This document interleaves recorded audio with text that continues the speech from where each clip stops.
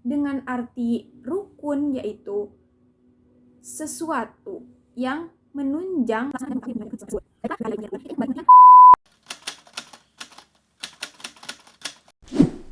Bismillahirrahmanirrahim.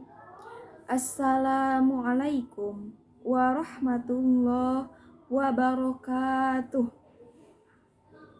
Hamdan wa syukran lillah, wassalatu wassalamu ala rasulillah wa ala alihi wa sahbihi wa ma tabi'ahu ila yaumil qiyamah. Amma ba'd. Faqala Allah ta'ala fil Qur'anil Karim, a'udzu billahi minasyaitonir rajim. Bismillahirrahmanirrahim. Wa'budullaha wa la tusyriku bihi syai'aw wa bil walidaini ihsana. Al-ayah. Shadaqallahul azim.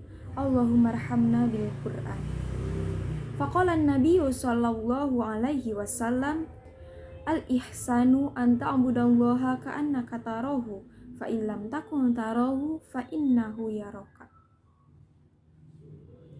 Segala puji hanyalah milik Allah. Sholawat beserta salam semoga selamanya senantiasa tercurah limpahkan kepada baginda alam, yakni Habibana wa Nabiyana Kangjeng Nabi Muhammad Sallallahu Alaihi Wasallam, kepada keluarganya, sahabatnya, dan mudah-mudahan sampai kepada kita semua selaku umatnya mendapatkan syafaatul uzma nanti di yaumil qiyamah. Amin ya Allah ya Rabbal Alamin. Saudaraku sekalian, dalam kehidupan sehari-hari sebagai umat muslim tentunya kita sering menjumpai atau tidak asing dengan rangkaian kata iman, Islam, dan juga ihsan. Dengan ketidakasingan tersebut, apakah kita mengerti?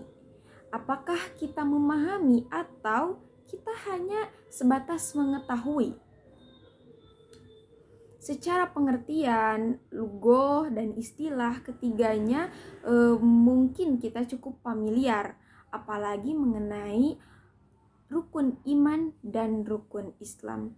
Bagaimana mungkin kita bisa dikatakan sebagai seorang yang beragama Islam tetapi rukunnya saja tidak kita ketahui dan tidak kita jalankan? Dengan arti rukun yaitu sesuatu yang menunjang pada sahnya sesuatu dan merupakan bagian dari sesuatu itu tersebut. Perlu digarisbawahi yaitu bagian dari sesuatu itu tersebut. Maka ketika kita ingin dikatakan sebagai seorang muslim dan sebagai seorang yang beriman, kita harus melaksanakan dan mengetahui rukun iman dan rukun Islam tersebut. Baiklah, beralih dari pengertian rukun, kita ingat kembali pengertian ketiganya yaitu rukun iman, Islam, dan Islam. Mohon maaf. Singkatnya, iman lebih menekankan pada keyakinan hati dan Islam merupakan sikap berbuat dan beramal. Lalu, apa itu ihsan? Ihsan merupakan pernyataan dalam bentuk yang nyata. Seperti dalam hadis yang diriwayatkan oleh Imam Muslim, ketika Umar bin Khattab, beliau menyaksikan ada seorang yang datang kepada Rasulullah. Ternyata orang tersebut itu adalah malaikat Jibril yang sedang menyamar. Ia bertanya pada Rasulullah, "Akhbirni anil Islam, beritahukan padaku apa itu Islam atau mengenai Islam." Lalu Rasul menjawab, "Al-Islamu an tashhada alla ilaha illallah wa anna Muhammadar Rasulullah wa tuqimas shalah wa tu'tiyaz zakah wa tasuma Ramadan wa tahujjal baita in istata'ta ilaihi sabila."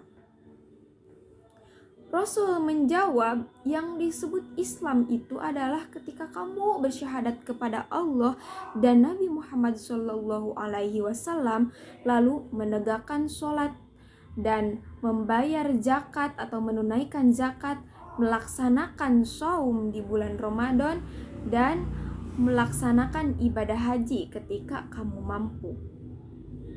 Lalu laki-laki tersebut bertanya kembali, apa itu iman? Rasul menjawab, antu'mina billahi wa malaikatihi wa kutubihi wa rusulihi wa tu'mina bil qadari khairihi wa syarrihi. Yang disebut iman itu adalah ketika kamu beriman, meyakini adanya Allah, meyakini adanya malaikat Allah, adanya kitab-kitab Allah, rasul-rasul Allah, dan meyakini adanya hari akhir atau hari kiamat. Lalu kamu juga meyakini adanya qada dan qadar atau ketetapan dari Allah Subhanahu wa taala. Lalu apa yang dimaksud ihsan yang akan kita bahas kali ini? Yang dikatakan Rasulullah mengenai ihsan ialah anta'budallaha ka'annaka tarahu fa illam takun tarahu fa innahu yaraka. Artinya bahwasanya engkau menyembah atau beribadah kepada Allah seakan-akan engkau melihatnya. Jikapun belum bisa seakan-akan melihatnya, maka yakinlah bahwa Allah melihatmu. Nah, maknanya pada tingkatan pertama, ihsan itu menuntun kita untuk ketika kita beribadah seolah-olah kita bisa melihat Allah. Namun tentunya bukan berarti kita membayangkan bentuk dan wujud dari Allah, karena sungguh kita tidak akan mampu membayangkan zat yang maha mulia, yaitu Allah Subhanahu wa ta'ala. Nah, pemaknaan di atas hanyalah sebagai tamsil, atau tamsil itu yang disebut dengan pengibaratan. Misalkan nih, dalam kehidupan sehari-hari, ketika kita bekerja, lalu kita bekerja di hadapan pemimpin atau bos, maka kita akan bekerja dengan sangat giat dan semangat. Nah, begitu pula dalam hal beribadah, itu yang harus kita lakukan. Adapun pada tingkatan kedua, ihsan menuntun kita untuk yakin bahwa Allah melihat kita, mengawasi segenap aktivitas yang kita lakukan. Orang yang memiliki sifat tersebut akan terhindar dari perbuatan maksiat. Bagaimana mungkin ketika orang memiliki maksud untuk berbuat culas, ketika ada kesempatan untuk berbuat culas pun, contohnya ketika kita ingin mencuri, nauzubillah, ketika ada maksud mencuri dan tidak ada manusia yang melihat dia tidak akan melakukan mencuri tersebut atau tidak akan melakukan perbuatan culas tersebut, karena dia sudah meyakini, karena dia sudah yakin ada zat yang mengawasi, yaitu Allah Subhanahu wa ta'ala. Begitu pula dalam hal kebaikan, ketika ingin bersedekah contohnya, walaupun tidak ada orang yang melihat kita, itu tidak jadi masalah, karena yang menilai perbuatan kita dan yang melihat kita Allah Subhanahu wa ta'ala.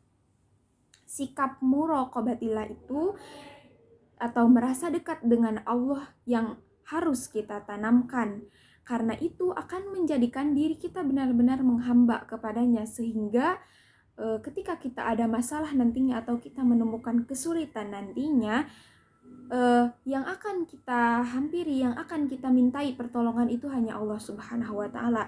Dan dengan itu pula kita terhindar dari perbuatan syirik atau musyrik atau menyekutukan Allah. Mungkin sekian yang dapat saya sampaikan. Mudah-mudahan dapat diambil manfaatnya. Mohon maaf atas segala kesalahan dan kekurangannya. Idza wajadtum khata'an fi kalami kullu dzalika minni wa idza wajadtum shawaban faminallah. Khudh ma sofa wa da'ma qadar Wassalamualaikum warahmatullahi wabarakatuh.